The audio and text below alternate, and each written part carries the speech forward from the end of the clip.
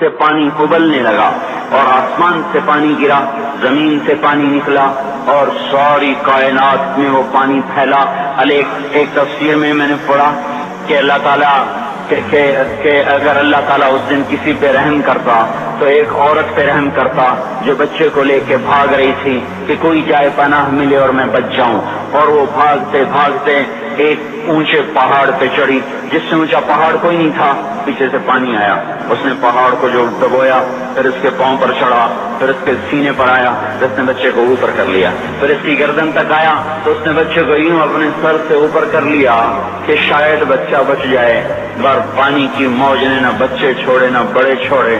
سب کو برابر کر دیا، یہاں تک کہ ان کے اپنے بیٹے کو اللہ تعالیٰ نے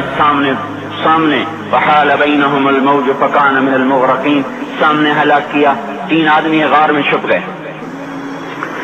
اور اوپر پتھر رکھ لیا کہ یہاں تو پانی نہیں آئے گا، چاروں طرف جو پانی کا تماشا دیکھا، پر اندر بیٹھ گئے۔ تھوڑی دیر میں تینوں کو تیز پیشاب آیا اور بے قرار ہو کر پیشاب کرنے بیٹھے، اللہ نے پیشاب کو جاری کر دیا اور وہ پیشاب کرتے کرتے کرتے اپنے ہی پیشاب میں غرق ہو کے مر گئے۔ جو کام قوم نوح کرتی تھی وہ کام آج ہو رہے ہیں، ساری دنیا میں ہو رہے ہیں۔ قوم عاد آئی بڑی طاقتور، یہاں تک کہ للکارنے لگے من اشد منا قوہ، کوئی ہے ہم سے بڑا طاقتور تو لاؤ نا، ہمیں کس سے ڈراتے ہو؟ ان نقول الا تراک بعض آلہتنا بسوء،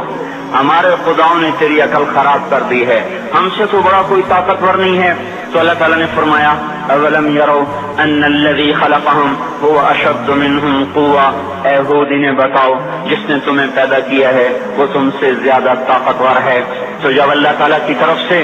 وہ حجت پوری ہوئی اور اپنے تکبر میں بڑھتے رہے، نافرمانی میں بڑھتے رہے، تو اللہ نے عذاب کا دروازہ کھولا، قحط آ گیا۔ یہ بارش نہیں، یہ وہ عذاب ہے جو تم ہود سے کہتے تھے کون ہے ہم سے بڑا جو ہمیں کچھ کر لے، اب تیار ہو جاؤ۔ ریح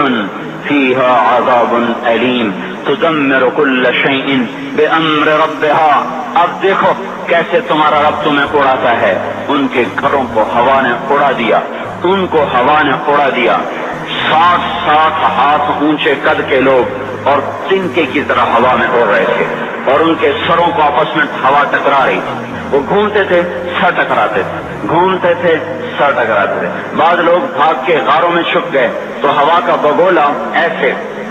زوردار طریقے کے ساتھ غار کے اندر جاتا اور پھر ایک دھماکے کے ساتھ ان کو باہر نکالتا، پھر ان کو ہوا میں اچھال دیتا گیند کی طرح، پھر ان کے سر آپس میں ٹکراتے ٹکراتے ٹکراتے ان کی کھوپڑیاں پھٹ گئیں اور ان کے بھیجے ان کے چہروں پہ نکل آئے، اور پھر اللہ نے الٹا کے ان کو زمین پر مارا، سر الگ ہو گیا، دھڑ الگ ہو گیا۔ پھر اللہ نے للکار کے پوچھا فہل تری لہم من باقیہ، کوئی ہے باقی تو دکھاؤ کہ اس کا بھی صفایا کر دوں، کوئی نظر نہ آیا،